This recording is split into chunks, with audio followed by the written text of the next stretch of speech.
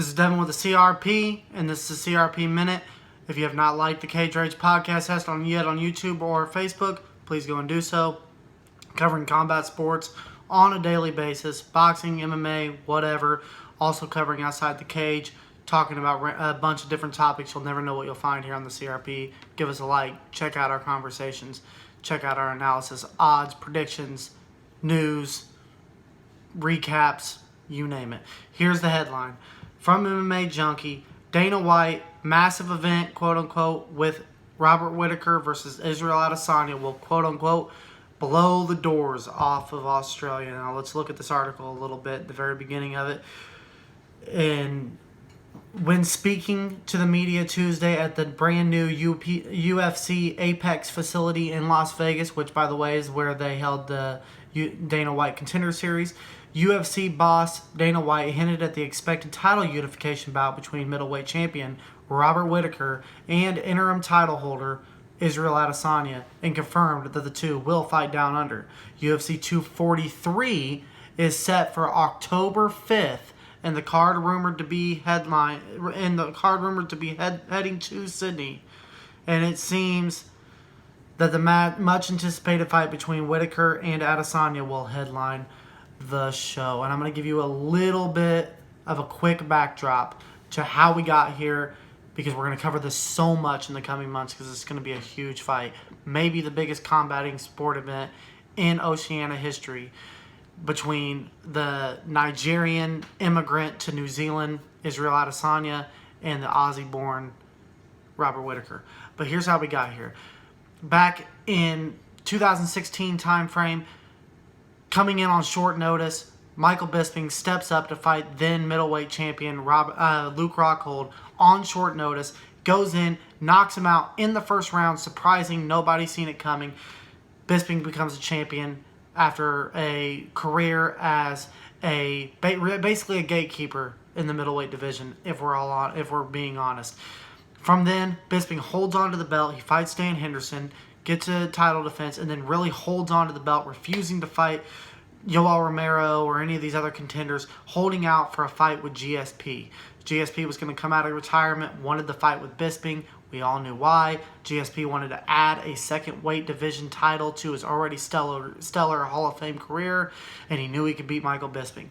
Well, the fight ends up happening in November of 2017, and GSP pulls off the third round rear naked choke victory over Michael Bisping, wins the belt, and basically vacated the next week, as we knew he would.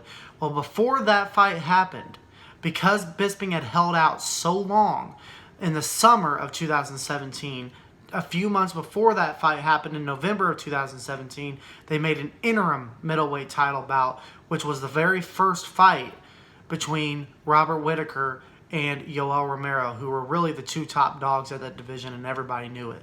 They go to war. Romero comes out, wins the first couple rounds. Whittaker rallies late, wins the last 3 rounds, becomes the interim champion. Well, as I mentioned, Bisping drops the title later that November to GSP. So at that point, GSP is the unified champion. The undisputed main middleweight champion. Robert Whittaker is the interim champion. GSP gives up the belt, walks out. The UFC makes Robert Whittaker the official champion at middleweight. Well, since then, middleweight title picture has been not really much has happened. They set up a rematch in the summer of 2018 between Whittaker and Yoel Romero again, after Romero knocked out Luke Rockhold. Well, they come into this fight. Romero doesn't even make weight, so this fight isn't even for a title, so it's not even a technical title defense. And a lot of people think this was an even better fight than the first, and a lot of people, myself included, believe Romero probably won that fight. But nevertheless, they give it to Whittaker again. So Whittaker now has 2 wins over Yoel Romero, probably the scariest man at middleweight.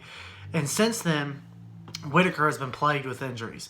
He's injured for the rest of 2018, and he gets set up to fight Kelvin Gastelum on the same card as a co-main event headlined by a longtime middleweight great Anderson Silva and new rising phenom who had been coming up through coming up the rankings in 2018 and gaining a lot of popularity. Israel, the last stylebender, Adesanya. The day of the event, this February, Whittaker has to pull out of the fight with Gastelum the day of the fight and gets rushed into immediate hernia surgery. And this was down in Australia. So this elevates Anderson and Israel to the main event. Israel Adesanya goes in there, wins the decision over Anderson Silva. And then it's going to be 6 months before Whittaker's able to fight. And what happens now when you got this phenom Adesanya and a guy like Gastelum who just got robbed of his title fight the day of the fight? Well, you go ahead and match them together for an interim belt. That happened this April. Probably the best fight of the year so far. Probably the fight of the year. One of the best fights in UFC history, in my opinion. Amazing back and forth fight that showed two young, in their prime competitors really have to dig deep and fight hard. Adesanya drops Gastelum 3 times in the 5th round. Shows that he's a true fighter. Not only just a serious technician, but a real gritty, tough competitor. Becomes one of the biggest stars in the sport. Wins the interim title fight. Now we're here with this massive middleweight clash to unify the interim and the main belt. It's going to be great. It's going to be huge. It reminds me a lot of the Conor McGregor and Jose Aldo build-up, where you have this popular phenom coming up quickly, running through guys, being impressive, gets tested in his last fight, just like Mendes tested Conor a little bit. And you don't really get the same thing with Whittaker as an 8-year champion like Aldo, but he's still the champion. He's been through the tough fights. This is going to be a great matchup. I can't wait for it. We're going to cover it a lot more in the CRP. Stay tuned.